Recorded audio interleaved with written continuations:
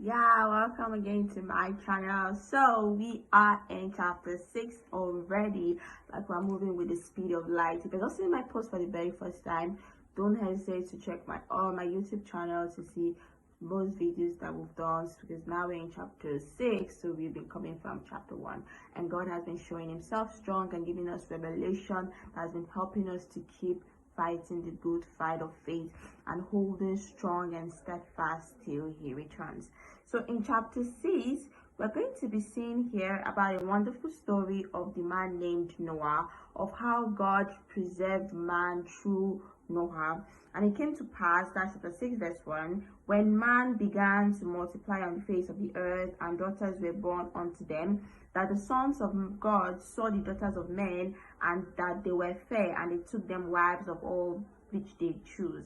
And the Lord said, my spirit shall not always strive in man, for that he is also flesh, yet his days shall be 120 years. So this was where death sets in, right? So man died spiritually, and then God also caused the days of man's existence should be shortened. So it's not just man's spirit that was supposed to live for eternity, man's flesh was also designed to live for eternity.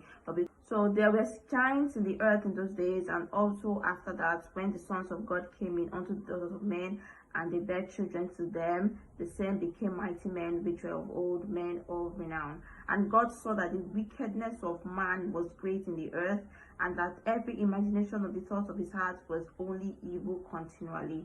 And he repented the Lord that he had made man on the earth, and it grieved him at his heart. And I'm very, very sure that at this moment, God was like, you know what? I think it's high time we eliminate man. Like, this is not what I wanted. This is not what I intended for it to happen. You know, so you might be in that point in your life right now whereby you've planned everything, and it seems as if it's not going according to your plan. Like, it's not working. It's not doing what you wanted to do.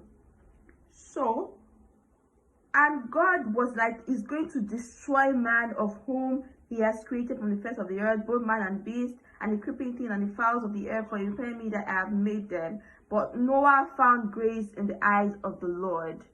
Wow, isn't this remarkable that even when God was determined to destroy what he has made and be like, man, I'm fed up with this creature, I'm fed up with this project to destroy, I just want to destroy. So you might be at that point in your life whereby all you can just think about is, this is not working, I just need to give up, and you are at the brink of giving up on life. We found out in the Bible that but Noah found grace in the sight of the Lord. That is to tell you that the Lord still searched in the earth to still find that one person who could make him hold on and not give up. So for us as Christians, Jesus is our why. God is our why. It is the reason why you shouldn't give up, because he has done everything that there is to do for you. And the Bible says that Noah found grace in the eyes of the Lord. These are the generations of Noah, and then we'll go ahead to know the history of Noah, of how Noah walked with God, and the children that Noah had begotten. And the earth was also corrupt before God, and the earth was filled with violence. And God looked upon the earth, and behold, it was corrupt, for all flesh had corrupt his way upon the earth. And God said unto Noah, the end of all flesh is come before me, for the earth is filled with violence, therefore through them, and behold, I will destroy them with the earth. This is so interesting, because we could see here that the instruction that God gave to Noah at that particular point did not make any sense. Why should he build an ark? Why should he be preparing for something that literally there was no sign or nothing? I'm sure at this point in time, his friends and all would have been mocking him. So this also can actually imply in your life as well. You have been praying, you have been fasting, you have been hoping for God to do something, and then he gave you an instruction and says, hey, do this.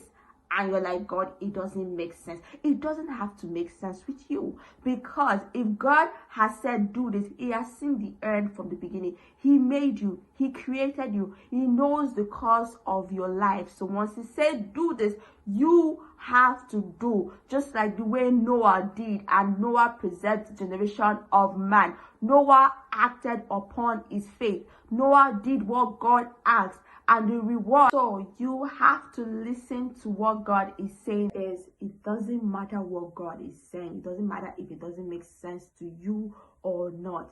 Just do it. Just like Noah built the ark and preserved the generation of man. You do your part. Thank you so much for joining me in today's Bible study. I hope to see you next time.